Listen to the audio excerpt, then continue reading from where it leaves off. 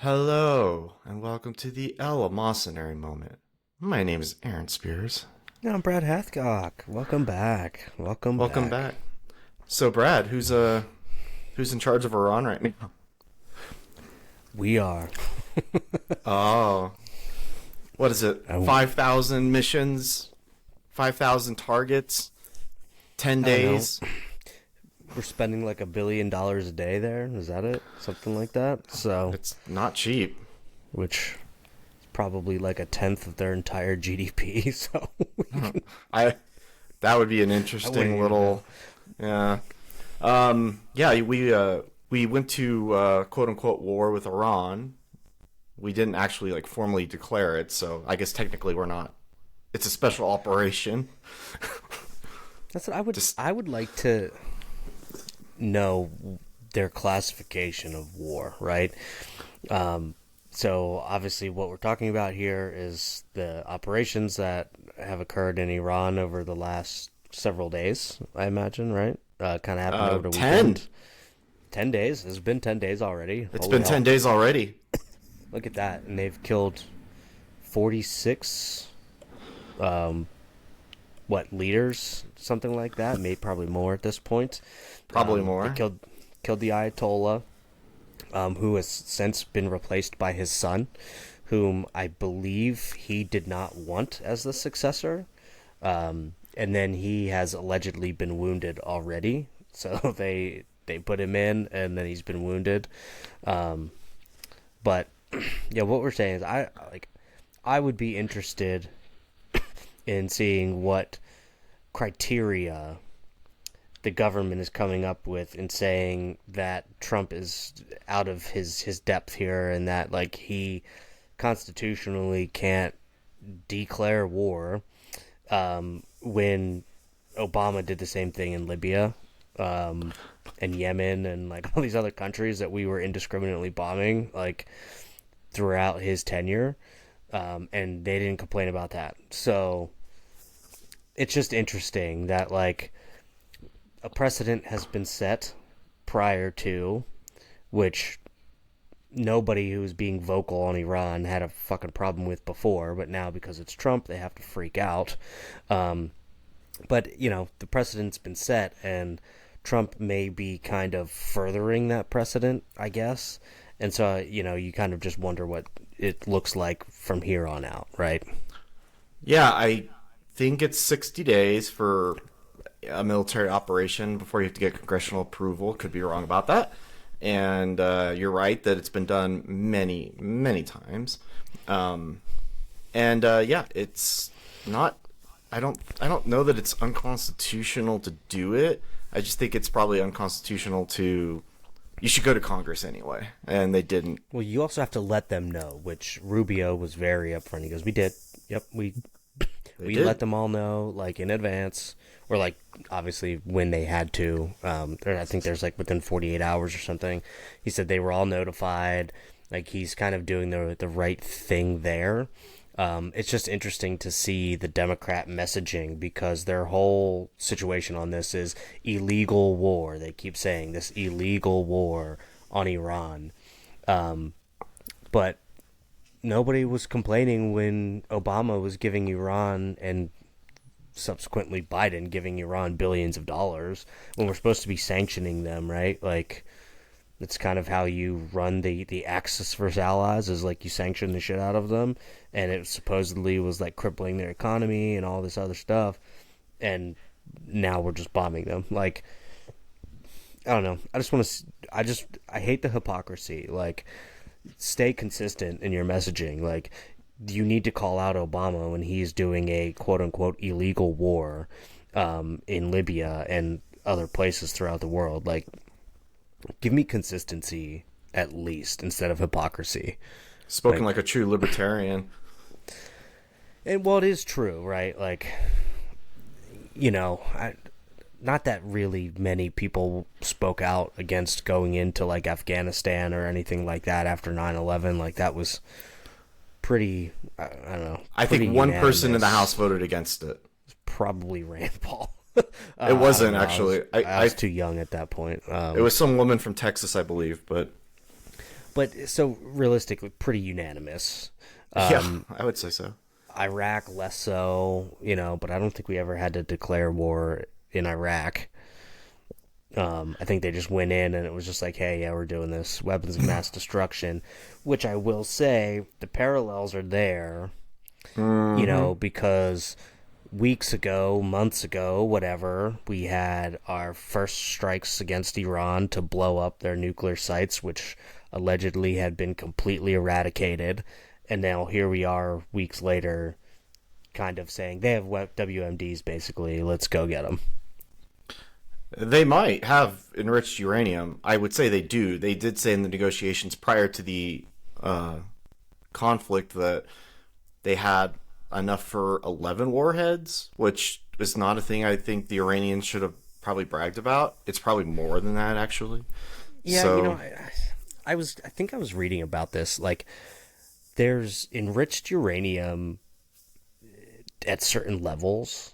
And so, like, you can be enriching uranium for nuclear power, which is what their claim is, obviously.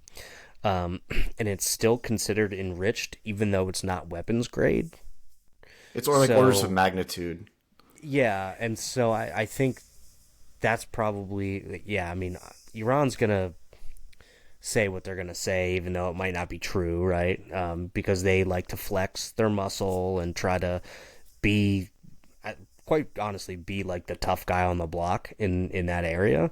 And I think, obviously, that time is probably coming to an end.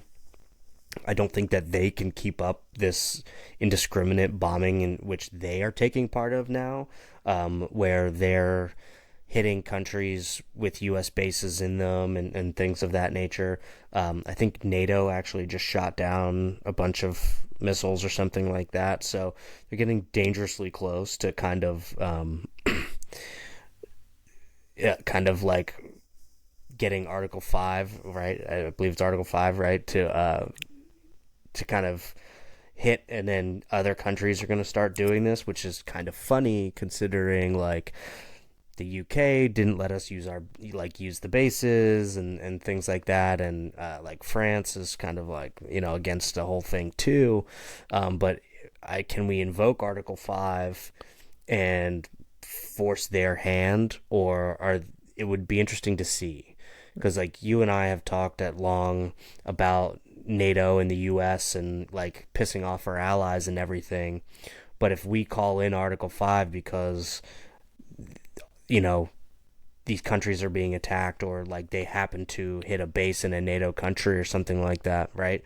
Or take responsibility for blowing up an embassy somewhere in fucking Germany or wherever, right? Because they have sleeper cells all over the place. We're seeing that potentially here in the United States.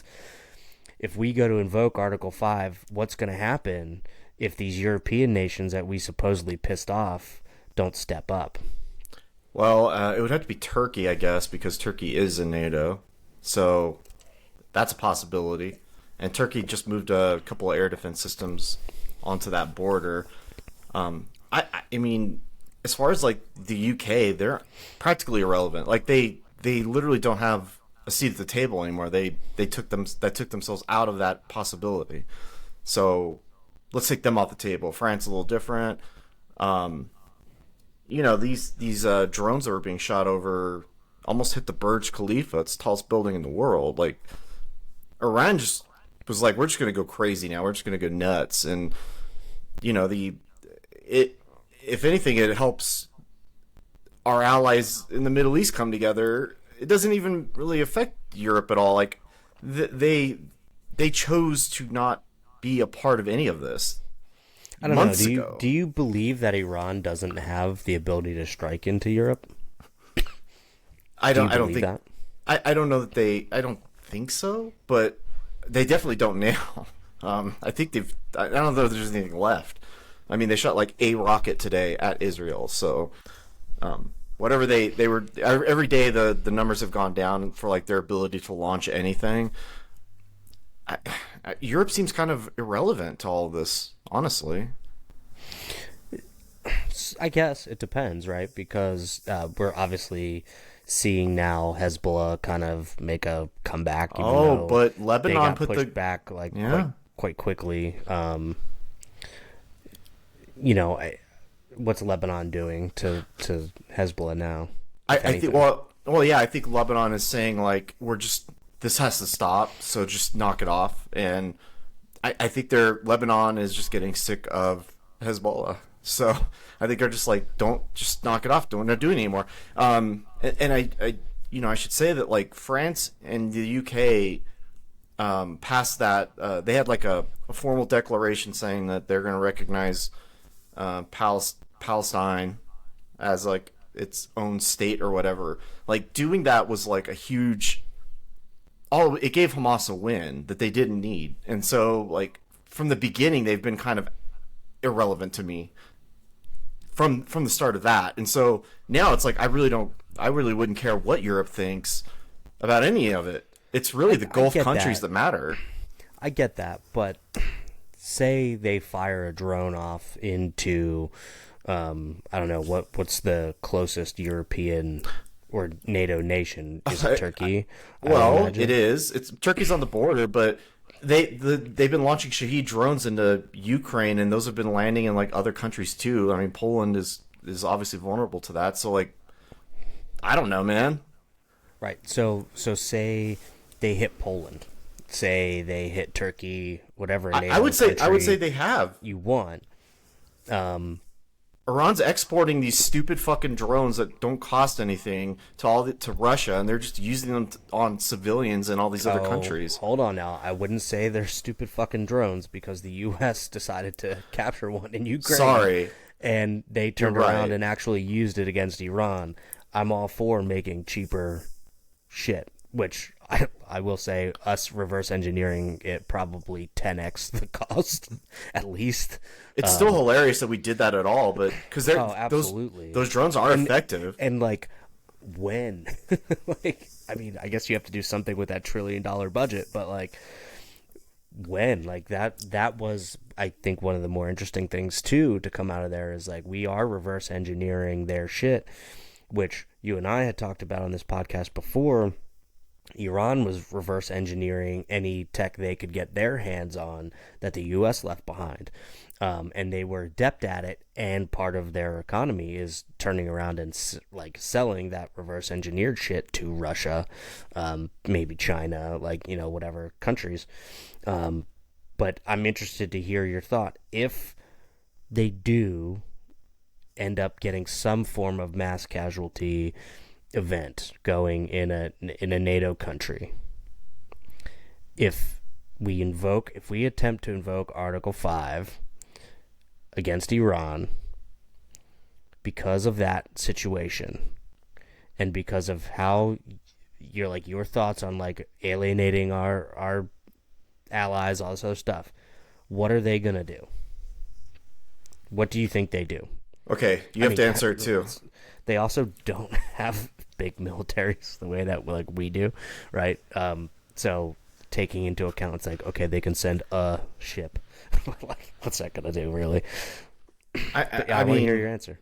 Well, I think they do have the pressure to get involved. Keir Starmer seems like the worst PM, like just in general.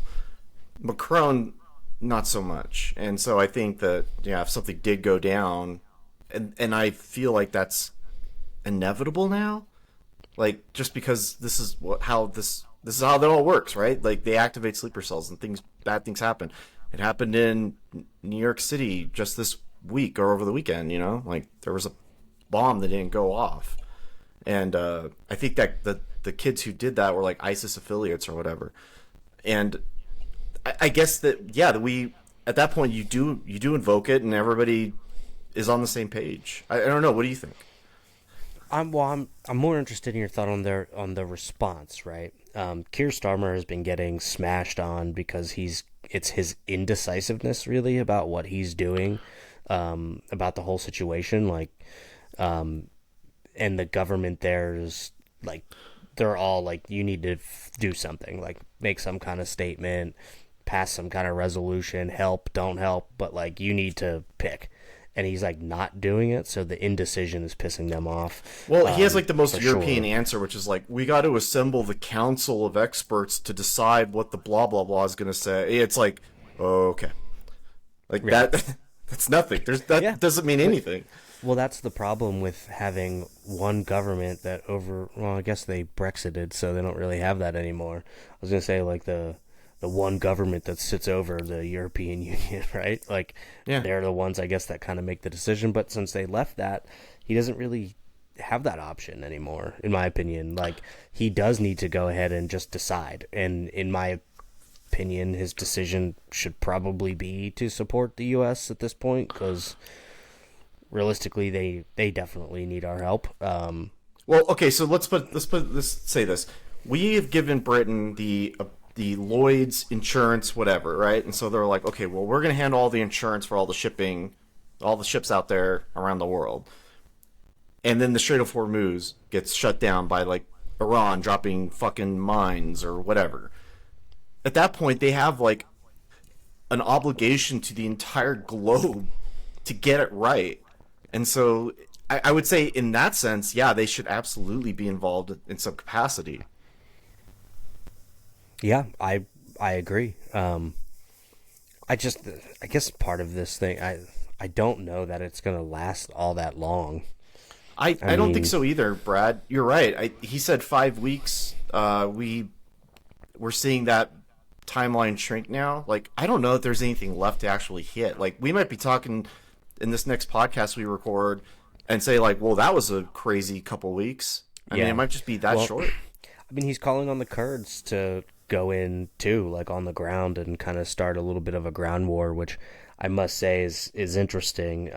Iran is waiting for that. They're looking for that. They know they can't win anywhere else, and if you look at the track record of the U.S. in ground wars, obviously like Afghanistan, Iraq, like we don't win those historically, so I see why. I mean, I don't think that their military is probably anything to like, you know, shake a stick at or anything. But It's important that we have been flying the B-52s over Iranian airspace now. We have like complete control. You don't send those in unless you have like there's nothing there anymore. right, And so that tells me that like we could just keep hitting targets. They said today was going to be the busiest day actually for hitting targets. So there might not be any. They might just keep going until they literally have nothing left, and then they go into one of these mountain facilities and pull out that or blow up that uh, material that they've refined, and that might be it. I don't know how that all works. It might yeah, happen now. I think it's interesting because you kind of wonder what the intel is, right? So I was listening to this podcast which had Andrew Bustamante on it, who's former CIA, Annie Jacobson, who wrote the book A Nuclear War Scenario. We've talked about that a lot. Yeah, phenomenal. And then I forget who this other guy is, but his family lives in Iran. So he's an Iranian and now lives here in the U.S. and everything. He's a professor, I believe, but his family still lives in Iran. And they were kind of talking about the intel from, like, where did they get this intel from? Because Andrew Bustamante said that Iran is kind of a black hole in terms of intel when it comes to like the CIA. So they have to work with like MI6, I guess, is like pretty well established there because Britain has an embassy in Iran, and then Israel obviously is like the big boy on the block when it comes to intel for Iran. But they brought up a good point, is like they're not giving you everything. Like they said, if you have 10 pieces of intel, they're not giving you all 10 pieces. They're giving you the pieces that they believe you would like push you in a certain direction, like one way or the other. And I agree with that. I believe everybody does that. I'm not saying it's just Israel doing that or anyone else. Everyone does that. We do it the same thing. We share intel to get other people to do shit we want to. I'm sure of it. But so you do have to kind of wonder, like, what their aim is with all of the strikes. Like, they're trying to not kill civilians. It seems like they're bombing military targets for the most part. But I would, again, be kind of interested to see what the intel was like from Israel on these targets, or what they actually are. So, I don't know. Yeah. It'll be interesting to see in a couple weeks. Well, I'm sure a lot of it is, you have these trucks, and they're the things that launch the rockets, and if you destroy the trucks, then that removes the ability to launch rockets. You have 20 rockets, you can't launch any of them. So, like, remember when we captured, I know this was a really long time ago, so you might not remember it. When we went into Venezuela and captured Maduro? That was 2019? Is that when that happened? I think it was quite a long time ago when we just captured Maduro over the cover of night. Yeah. And killed a bunch of Cuban guards and, put him on trial. I know it was a long time ago. So, forgive me. But, like, all the people protesting in America, trying to be pro-Maduro, all this other shit, like, supporting a dictator while calling Donald Trump a dictator and saying no kings and, like, all this other shit, but then turn around and want to protect a dictator. They're now doing the same fucking thing in Iran. The people that Venezuelans here in the United States and in Venezuela were cheering, celebrating in the streets that we took Maduro 15 years ago. But, now the Iranians were asking for our help. Iranian Americans or Iranians who immigrated here or whatever, cheering in the streets and shit like that once we started, like, bombing Iran. And of course, these left people come out and start defending Iran, who just murdered like 36,000 people in the streets for protesting against them. Like, you're supporting that. Like, I just don't understand it. And I generally have a, like, anti-interventionist thought process, but, like, in my opinion, there's no way this is not, like, a good thing. It's very annoying because propaganda works, right? And there's always going to be people who are against the current thing, and that's why you were saying, like, well, we did it in Libya and nobody said anything. Right. It's true. Just because people have principles. I mean, the biggest downfall we're seeing, obviously, people are like, oh, we have billions of dollars to, like, bomb Iran, but we can't have, like, socialized healthcare. It's like, that's not the same thing. Look, there's always money for bombs and not for other shit, okay? Like, at the end of the day, the government always has money for bombs, without a doubt. Like, you build the bombs, like, so you can bitch about the healthcare. Right. Like, you get to do that because we built the bombs. Absolutely. And it's just, obviously the thing that sucks from this is the economic drain. Obviously, we all have to drive. It's going to hurt. And, like, that, gas or oil's up to, like, $120 a barrel. Something Last like I that. checked, Up yeah. from, what, 90, 70, something like that, $75? Who knows? Well, I'll tell you this, Brad. The last time oil was that high was way back in, I think, 2022. And so it hasn't actually been that long since oil was that high. Who was president then? I forget his name, actually. But Was it Ronald Reagan? Something like that? 2022, Brad. Yeah. I forget the guy's name, but he, we experienced that, and nobody really seemed to care. I don't remember what the event was that caused that. It's been a minute. I think it was the invasion of Ukraine, actually, that rose the... Oh, that's it. It was Joe Biden. Oh, in right. 2022. Right. I forgot. Who I believe was just eulogizing the Reverend Jesse Jackson and said he was smarter than everybody there. Yeah. Don't get me started. That guy will not disappear, but the point being that, like, yeah, oil prices are big and whatever, but, like, they tend to be, it happens. So this isn't really any different. It's just short memories. Maybe, all these people should just go and buy electric cars. Oh, this is to save the climate actually, because Yeah, a conflict increases oil prices, and then you force consumers to go buy electric cars. Thus, the green agenda is accomplished. there you go. See, you have to drop bombs to get the green agenda. Like, there you go. We did it. We're instituting the green agenda. Drop bombs, get electric cars. Drop bombs, electric cars. Like, it's fine. Like, everyone's complaining now, which is also hilarious, that one of the reasons we shouldn't be bombing Iran is because it's going to really hurt the climate. Yeah, that's always a good one. Climate change, because everything is climate change, as we've so learned. You know, it's kind of a random thought, but we've been watching CNN sort of cover itself in glory right now, actually, because they're putting out these statements that are like, for these two bombers, terrorists in New York, they're like, oh, they were just enjoying the warm weather, and their day turned dark when they tried to murder people. And so CNN also does this with like climate, where they're like, you know, this is they'll put links into climate, I don't know, reporting from a year ago, and it won't have anything to do with like the current thing. And so like they're just injecting that into everything all the time. I think you're like finally seeing the climate thing like not be an issue anymore. Yes and no. I mean, I still see articles about it.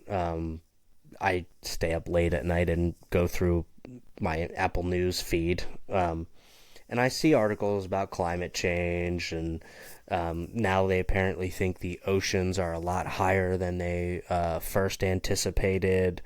So we have less time probably before, New Jersey is gone and washed underwater, which who gives a shit? It's New Jersey.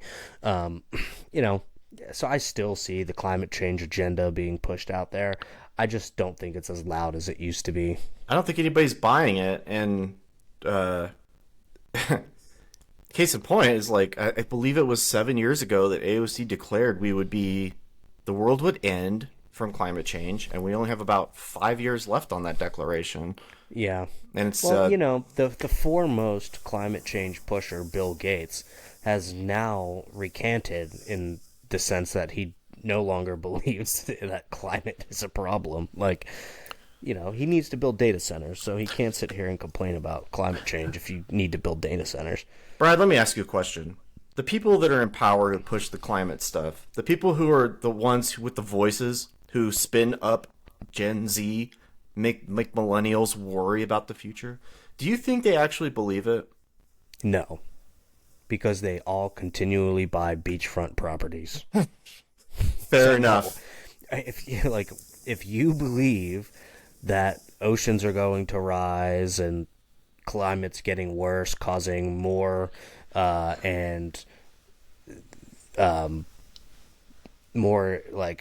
more weather or more climate issues and stronger hurricanes and like all this other shit, why would you buy a beach house? Because you don't believe what you're fucking saying. Like, it's all virtue signaling shit. And it's, again, not to say that we don't affect climate as humans. Of course we do. But you don't believe that it's that big of a fucking issue, or you're such a cuck that like you don't care that it's happening. So like you say it to virtue signal, but then you're gonna go and buy it because you know what, it's not gonna happen right now while you're alive. Yeah, it's funny how like I think, because I do think a lot of people scumbags. believe they do believe it. Like there are people who hear it and they're like, okay, this is going to be my life's work, and they might be like an undergraduate somewhere and they just get that thought in their head, and for the rest of their life they're going to be dedicated to it. Oh, for sure. It's very effective. That definitely happens. Yeah, like without a doubt that happens. And it just, I don't know. I'm over like this whole like this climate change agenda shit. Like who cares anymore? Like no one's doing anything about it. Like everybody we signed that stupid climate deal or whatever, thanks Obama, and literally like nothing happened with it. Nobody was meeting their goals. Trump pulled out of it, and it was apparently the fucking end of the world. Net It neutrality wasn't. was the end of the world. Remember that. People are going to die from net neutrality. Yes. People are going to die Fucking from internet. everything. You know, Yes. What you know what the thing is? People are gonna die from everything. That's real. That's true. People are going to die from everything because everybody's getting cancer these days. Cancer rates are up exponentially. what the Thanks. fuck, man? I don't know, but I seem to recall an experimental vaccine coming out a couple of years ago. Maybe Don't do it. 20, 30 years ago. That Don't do that. You're going to get us. be exponentially putting up cancer rates. I don't Don't know. make people shit on us. People are back to smoking cigarettes because vaping was giving people popcorn lung. So maybe that's it. That's why people are getting more cancer. I don't know. It I is true know about the is- cancer. I'm alive today, and conspiracy theorists have been proven right time and time again on virtually everything. So, you know, Virtually everything he says. essentially, yes. Virtually everything. All right, well, this got off the rails. I mean, you're right. You're not wrong. I'm not like disagreeing with you, but like, I don't know. The cancer thing's funny because I've been having these conversations with people, and I'm going to the doctor later today. Actually, Ooh, you are? I am, and I'm going to ask health questions about screening because of all the stuff in the news about all these celebrities that have been dying from cancer, like James Van Der Beek or whoever. It doesn't matter. That was a tough one. It's just like, what's going R.I.P. on the here? beak. I keep asking this question, like, why are people dying from cancer so much lately? No one knows, Aaron. Probably because we're bombing Iran. So, you know, that cancer's gone up because now there's so much oil and smoke in the air from bombing Iran that we're all getting cancer again. Yeah, oily rain because of a facility blown up in Iran. Cancer's back, baby. Do you have any thoughts on Iran outside what we already talked about, or do you think this is it for them? Like, because that new Ayatollah guy, dead or alive, as we record this, like his days are numbered on this planet. So, Well, the thing is, I don't. We're not seeing the groundswell, right? So, like, once we started, Trump was like, "Rise up and like take your country back," and we're not seeing that. it could be from the blackout. I mean, That's possible, but maybe I would push back on that, and not because of you specifically what you said, but like they've sent a bunch of like Starlink in there to try and make that not happen, so that people could post about their protests and like everything else. So I don't know if that's true because of the blackout, just because of the Starlink stuff. But regardless, you're not wrong. You're not seeing like yeah, all of it. as far as we know, it's not happening. It's not right? falling And apart. So, like, then it comes back to, okay, we saw the people of Iran saying, "America, help us," but okay, where are you guys in this Well, whole like thing? Those people are dead, right? I mean, they killed 36,000 people. Like, that's a crazy number. And so then what happens? Like, things devolve into chaos as they are. I can't quite imagine that they have a ton of weaponry that they can rise up against the government anyway. So now we're going to have to send them guns. Brad, And this sounds so familiar. Like, when they killed Gaddafi in the 50s, like, you know, they shoved a knife up his ass, and we sent weapons there, and now it's just a failed state. It's the sex trafficking capital of the world, as far as I Right. know. So what happens? Because it doesn't seem like there is a, let's say, Western-minded leader coming out of Iran. Not yet. It doesn't appear that they have somebody to rally behind in order to try and overthrow the sectarian government or whatever. Like you know, it's a religious fundamentalist government, and they believe that they will fight in the name of their religion until the bitter end. So there has to be a bitter end, in my opinion. Like, but if there's no one to stand up and kind of replace the Ayatollah. They're just going to keep funneling in somebody new until, I don't know, until they're all gone. And what does that look like? How long does that take? I don't know. Well, I mean, if you're in the IRGC and you're in a bunker somewhere and you have the ability to leave the bunker and, like, okay, we're not going to charge you with anything if you just give up, they might do that if they're not, like, if they haven't bought into the whole theocracy. Do you think so? Like, I do and I don't. I don't know. I'm just throwing ideas out there. I don't see that happening. Because at the end of the day, even if they're just like, okay, we're done with Ayatollahs, that would just kind of be in name only, right? They're gonna have somebody from the IRGC become a president or something like that, and we're just gonna see the same thing over again. Well, like, then I guess it's good we did it. They did it this way, if that's the case, because they don't have a navy like now. Iran's trying to play a war of attrition here. Oh, they're waiting us out. And they're hoping that it becomes so unpopular in America that we just stop. Can I? Well, I do want to rant about one other thing. All the people that have Ukrainian flags in their bios and they're all against this operation, like, you're full of shit, because this basically helps Ukraine in the end.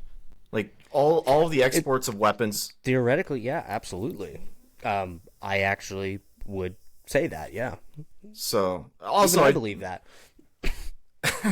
I mean, all I'm saying is, like, yeah, they're gonna wait us out because they know nobody was gonna do it before and nobody was gonna do it after, and so they're gonna be like, yeah, well, the Americans couldn't handle 10 days. I think what Iran is miscalculating is how much Israel wants to see the end of this Iranian regime. They're sick of it.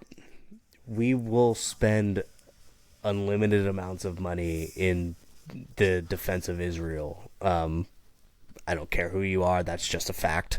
It's true. It's been borne out over decades. Good. President after president after president. So I feel like we're at this position where it's like just everybody get the fuck on board and move on. Like, stop this protecting dictators bullshit. Okay? Like, you can't sit here and act like here in America you don't want to see something happen to Donald Trump because he's a fucking fascist and he's Hitler and he's a dictator and all this other shit. And then when we go do that to other people, it'll be like, no, not the dictator. We have to leave the dictators. It's such a bad look. That's what I mean. Like, it's all over the place. And then, like, now you see these memes where it's like, oh, you had the Ukraine flag, you had the Palestinian flag, now you have the Iranian flag, like, in your fucking bio, and it's all just fake. It's all fake. It annoys the shit out of me, actually. It is so annoying. Like, because if you ask these people, they don't have a real fucking opinion on the matter. They also aren't armed with knowledge. They are against the current thing. It's anything that Donald Trump is doing, they are against it. That's why they need. Look, this is where I'm going to be like super Warhawk Aaron. That's why they need to just do this and make sure it works, and do not and don't go wobbly. Like Thatcher said to Reagan, don't go wobbly now. Because don't go wobbly because Saudi Arabia wants it too. Because UAE wants it too. Because Oman wants it. I mean, how these other Middle Eastern countries, they're playing lip service to the Iranian regime, but because of their own people, the people that live there, but they want this gone as much as anybody else. And so it's not even just Iran and the Middle East. We're talking terrorist cells worldwide that are funded by Iran, or by proxy funded by Iran because they're funding terrorist cells in other countries that everywhere. Send terrorists everywhere else. You're cutting the head off the snake. Cut the fucking head off. Just cut the head off. How long were we going to do this for, dude? Like, I was like 11 years old watching IRGC militants march into Iraq during that war, And I was watching it on TV going, and they were wearing like white jumpsuits and stuff. And I'm like, I was scared as shit. I was like, holy shit, this is terrifying. Are they coming here? That was like 100,000 years ago. I'm 1,000,000 years old now. Were we just going to do this forever?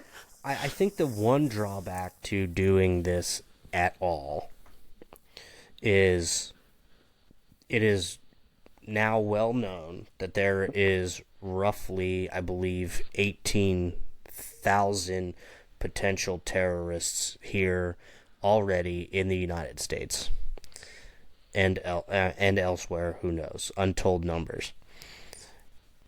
This bombing Iran could set off that, like we saw in New York. And it actually wasn't one bomb in New York. They found 3. 2 that were thrown on site that did not explode, and then they found another IED in a car somewhere else in New York. So that went unexploded. So there's more to it. And there was just flights, I think, that were grounded because of potential threats and things like that as well. Like, there's fallout here. Like, I don't want to pretend that there's not, right? Like, Yeah. There's definitely potential fallout here, which is dangerous, and it can get people killed for sure. There are drawbacks here. So I guess you have to weigh that a little bit, right? So I would say it was inevitable. Like, you can't just have people who are like, if you just mess around with this country, I'm gonna like. It's like, what? I guess you just accept that as a fact. I would agree with you. I do think that was inevitable, because why are all of those terrorists here in the United States in the first place? To do bad shit. Like, it's not like they're just sitting around and they're like, oh, if they bomb us, oh, just you wait. They were planning shit to begin with, okay? Like, to do bad shit. So now it's speeding up the timeline, I guess. Our media has been so useless for so long that they have refused to cover any sort of radicalism, which is why you last year probably don't even remember that there was a terrorist attack in New Orleans where some guy ran over a bunch of people, and stuff like that happens all the time, and the media downplays it on purpose. And I was actually reading an article, it popped up on my feed today. There was something published in the New York Times on September 11th, 2001, with Ayers and Bernadette Dorn, and it was about how they loved making bombs. The Weather Underground in the 70s. They loved making bombs. And that was, they published it's just like I don't even know what you call it. It was like a beautiful spread about this wonderful couple who bomb places, and the media and the left love bombers. And so they do. Why was that the Boston Marathon bomber on the cover of Rolling Stone, dude? Like, what the fuck were they thinking? I don't know. Why is it that they currently have a Broadway play inspired by Luigi Mangione? They love this shit. They do. It's disgusting, and like, so yeah, they're gonna keep doing that. And the people who buy it, the people we're annoyed by, like, they're just like, they gotta do it for the cause. And then if it was like the other side, it'd be like, it's everywhere. This right-wing terrorism. So like, yeah, it's exactly. Really nasty. The domestic terrorism, like, it's the same thing. Like, why is it that it's okay to like sit here and say, oh, white people are the number one potential threat for domestic terrorism, like all this other shit? Like, why do they say that shit?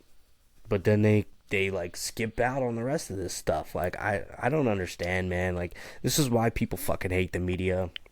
This is why I'll read 10 articles about one thing, and both left, right, I don't care, and kind of form my own opinion, because it's generally somewhere in the middle of the two. That's the actual truth. And so you have to, I mean, people are going to pick and choose what they believe and what they see as true, but like, you know, the left likes to say, oh, you know, facts are facts. Well, yeah, but you choose to ignore them, like, constantly, in favor of emotion. Like, facts don't give a fuck about emotion. Like, facts are facts. You choose to ignore facts from an emotional standpoint, and that's where your opinion comes from. Like, it's not real. Like, it's just like your fucking outrage about Iran, but like nothing else. Like, it's not real. Like, you're not supporting Iran. Like, Are you taking in any Iranian refugees? Probably not. Are you taking in any Ukrainian refugees? Probably not. Are you taking in any of the homeless people that you think would get their lives solved by taxing billionaires? No. Like, these people who talk all this shit don't do anything. Like, you believe that you should tax everybody at 90% so that we can have fucking free healthcare?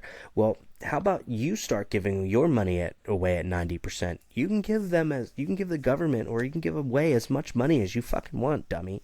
But you don't do it. It's all virtue signaling, and it's all, well, somebody else should do it, but not me. Yeah, I mean, you could say that. Look how the media's covered the Uyghur genocide in China. Not at all.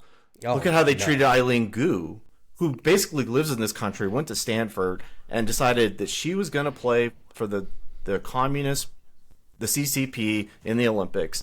And, you know, she gets all these... They paid her. They paid her handsomely. Yeah, it's all just... But they ignore it because... I don't even know why, honestly. To me, that part never made any sense to me. It's like, they do it, but then why? And it's like... I mean, I just don't get it. To what end? Why are they defending or ignoring why are they doing the anti-journalism to not cover the Uyghur genocide? Or just say, like, we did cover it one time 4 years ago. But see, that's the question, right? About the media is, what is their end game with this shit? Like, what's the end game? I bet you they don't. What do you benefit from not covering, like, what should be a big news story? Or burying it deep. Like, what is the end game? I think these people get into those institutions, they get into the weeds, and they just start pushing out these, like, things that they think that they believe in, these weird beliefs, and then like 10 years goes by, and you're like, oh god, the Washington Post is losing like $400 million a year, and why do we have a sports desk if they don't cover sports? Or they hate sports and they cover the hate of sports. You just saw it again with Team USA. I mean, like, what was all that shit about? I don't think there's a market for it, and I think that it can't be reformed. You can't, like, fix it. You're not going to fix CNN. I don't know. I think they just keep losing money until the whole thing goes belly up.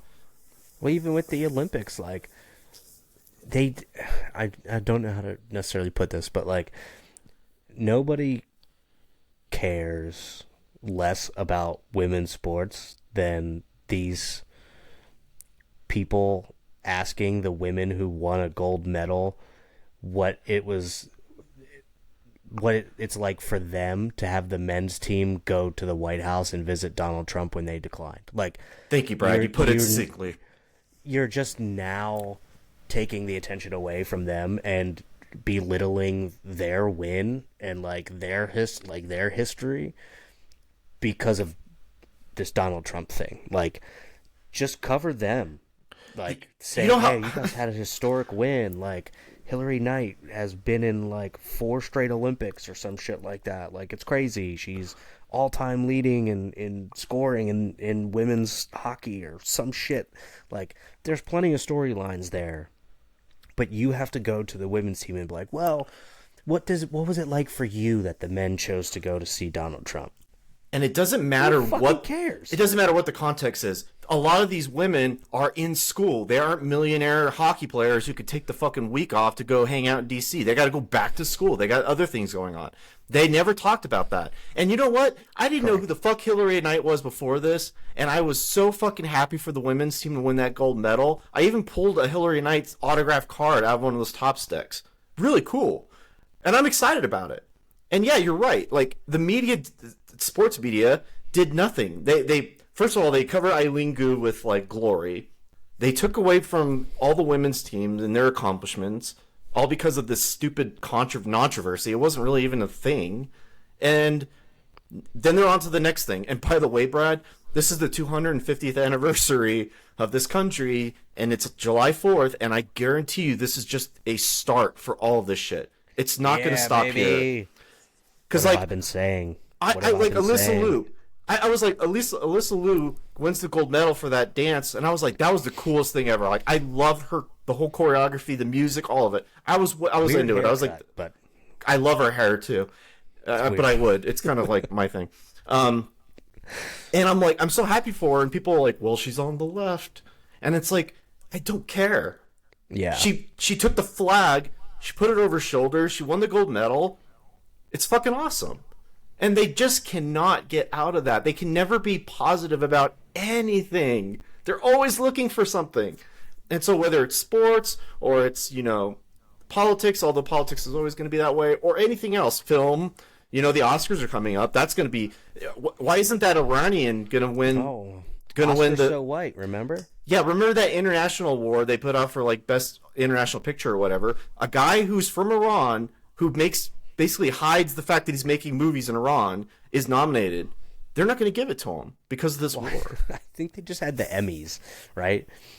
The Emmys were just on or something, and who was nominated for best podcast was an actress who interviews actresses or like actors in Amy Poehler.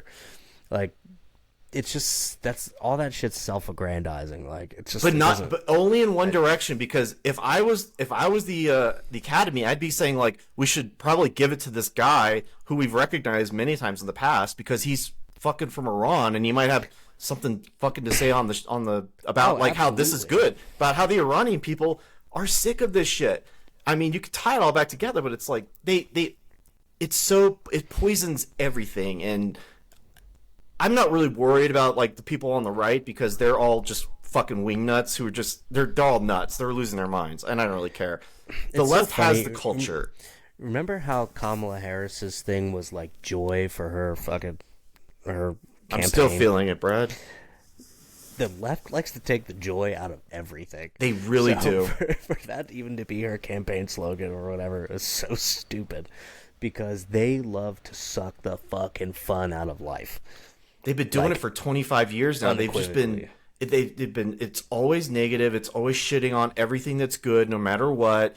If you have something or you like something, well, what about before? Even today there was that story about the Arquette talking shit about Quentin Tarantino, and he's like, it's like, what are you even doing, man? Like, you're gonna go retroactively do this? Like, they're still trying to do that. It's not really working anymore. It's not cancel culture. That's something else, but they're still trying to do that. They're like, well, you know who, and so it's like I said, it's gonna be like, you know who owns slaves, and it's just gonna be that all summer long. It's gonna be, why is this country so bad, and all that stuff. And yeah, I don't know if people are buying it anymore, man. I think people are tired of it. Like, you and I love film. We watch film all the time. And it's so infected and all of that. And I watch it for the art. It never affects my ability to enjoy what's on screen. And these people make it, like, so insufferable. And they have forever. It's not really a new thing.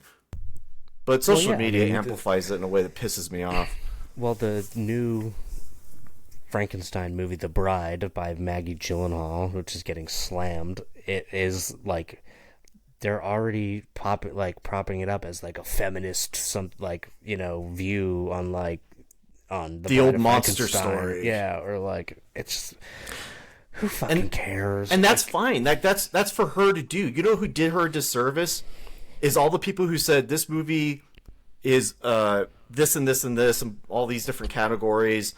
And then everybody's like, okay, well, I checked out. Like, all right, I'm out then. If that's what it is, then fine. Like, it does nothing for her, but at the same time, they're like, it bombed despite being all these good things. Despite? Is that the word? Is that the best word you should be using? It's probably a shitty movie, to be honest. It's probably a shitty movie, to be honest, but, like, man, it's like in everything, and we're not, and like... I wonder if they're going to try and hit it with, like, some awards. Well, it's too late for that. I mean, it's out past the awards thing, but there are other movies that are nominated that will have this effect. It's going to be like one battle after another, which I think is an absolute dog shit movie. Just on its own terms, and it's gonna win everything because people are gonna go nuts. People love that movie. It was like the same thing with fucking Sinners last year. It was a fine movie. It was fine. It is fine. It was fine. I got nothing But against was it Sinners. the greatest fucking horror movie that ever came out? Absolutely not. But that's the way that they were making it seem. Okay? I am a horror movie aficionado. And I can tell you that that was not even a top 20 horror movie I've ever seen in my life. They do it in top 100 horror movie. They go in cycles. Because there was that whole period where what was it, Green Room? Is that one that won Best Picture? Moonlight. Have you ever seen any of these on like basic television at all? Like they're never surfing. Nobody's ever thought about them ever. Are you talking about the Green Book? Oh, the Green Book. Okay, I was gonna say the Green Room is different. That movie was actually fantastic. How could I know? Because I forget that these things even existed, right? That's my point. And so, like, yeah, they're going to nominate, and One Battle After Another is going to be in the dustbin of history because it's going to be dated whenever people rewatch it, and it didn't make any money because nobody wanted to see it, and it is just the biggest virtue signal. It's the biggest one of them all. That whole movie is about glorifying political violence. I watched it in pieces. I just, it didn't hold my interest, but I was already past my 20-minute threshold. It fucking sucked. I had to finish it, but I'm just, ugh. I hated it. So I mean, we already didn't make either of our lists from last year. No, I was about to say, we gave the people the best movies of the year. Go watch those. Don't go watch this nonsense. That's absolutely true. I'm very annoyed by the whole Oscars thing because I just know that it's going to be maybe the most insufferable ever because this is the first one since the administration came in. So they're going to lose their fucking minds. Yep. What? Oh well, that's what they do every year. Yeah, but I'm just saying they take the fun out of it because you don't get musical numbers anymore. There's not like, oh, it's Woody and Buzz and they're going to talk about like best animated whatever. Like they just are so dour about everything. Ugh, I'm disgusted. They suck the fun out of everything. They really do suck the fun out of it. Yeah. Do you have any lighter items that you'd like to finish on today? Yeah. Did I tell you about Marty Supreme? Yes. Okay. So I did watch the Industrial Light and Magic documentary series season 2 on Disney Plus. Industrial Light and Magic is the company that did all the special effects for Star Wars, Pirates of the Caribbean, a couple of Jurassic Park, right? Big notable stuff. And so the second season focuses on episode 1, and it focuses on Pirates of the Caribbean and Dead Man's Chest, which is like one of my favorite movies of all time. And I thought it was pretty good. I didn't love everything about it because like it focuses way too much on the actor who played Jar Jar Binks, who at the time got shit on for his whatever that was supposed to be. It's actually terrible. But they try to play him out as like being a victim of the whole thing, and really everybody should just go to George Lucas and ask for their apology because that guy's a piece of shit. It makes me hate him more than I ever did before. But yeah, it was interesting. He's done now, so it doesn't really matter. He sold it. He got billions of dollars. He's fine. But they got interviews with a lot of people who worked there, and they have tons and tons of B-roll from them filming. I guess they filmed through all these secret projects because nobody knew Star Wars was even being, like, Episode 1 was even coming. And they filmed everything. So you get to go back and revisit all that old footage, and so that is my light item. Also, Dead Man's Chest, a fucking badass movie. Are you talking about Pirates of the Caribbean? Part 2, yeah, the second movie. It's great. Gotcha. Have you finished Resident Evil yet? I have not gotten back to it. I just started as Leon in the city, and that's where I stopped. Oh man, you got a lot of fun to go. I am on my 4th playthrough. That's insane. I'm playing it on Insanity. But I went through and made sure to complete all the infinite ammo challenges, or all the challenges enough to get infinite ammo and infinite RPG ammo. So I am not playing Insanity without infinite ammo. I don't have the patience for that shit. I will say on Insanity I tried to just use a regular gun and while I have infinite ammo, it took like 2 magazines to take down one zombie. Oh boy. So it's quite intense. Grace is a great character. I love the addition. Yeah, I must say, I think it's been a great game. I won't talk about it too much, obviously, due to spoilers and stuff, but I have really thoroughly enjoyed this game. I thought I thought the story was pretty good. I know some people have said that they didn't really like it. There's like 2 different endings depending on what you choose to do at the very end of the game. The first playthrough is like difficult enough but easy enough, and then you just start to like kind of get it down a little bit. But overall, I think it's quite a good game, and I think you'll enjoy the rest of it. Brad, I had to step away because I had to go to the bathroom, and I could not wait any longer. It's okay. Yeah, I just continued to pontificate on Resident Evil Requiem. Yeah, it's I'm glad there's video games out. I also played this other game called Mini Shoot Adventures. It looks like the most generic thing ever, and it has a title to boot. And it turns out this game is a brilliant twin-stick shooter based on The Legend of Zelda. And so you're going through and doing Zelda activities as a little guy. And nice. It's such a good game. And it's on Game Pass. I have kept my Game Pass subscription despite the price increase, and they are adding things that I'm actually playing. So there is more coming on that service, but I don't know. We'll see. See if it's worth the money. Because supposedly Xbox is done making new systems, so... No, incorrect. They just announced Project Nexus. Mm. It's a new console, but you're going to be paying a very high premium for that. If it's under 1,000, I'd be shocked. And Wow. It's going to play PC games. And by the way, everything's going to become more expensive. Like Nintendo Switch 2, they're going to increase the price on that. Whenever PlayStation announces their new thing, it's going to be more expensive than you could possibly imagine. The days of cheap gaming consoles has ended. Yeah, I'll say. Thank you, data centers. Thank you so much. Yeah, we appreciate all of the AI-generated memes. Yeah, I love that Grok, you can go pump out some shitty slop, and it's like, that's why we have to do this. It's not for anything else. There's only one set of AI-generated memes that we are aware of that is actually good and wholesome and fun. And those will continue.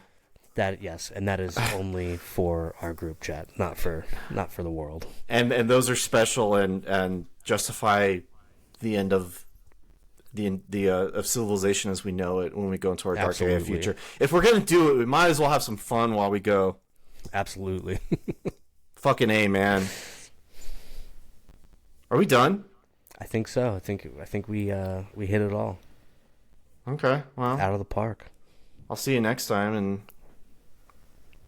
I don't know. Fuck everything. I'm pissed. That's a perfect ending, in my opinion. Thank you. It's my pleasure. Bye.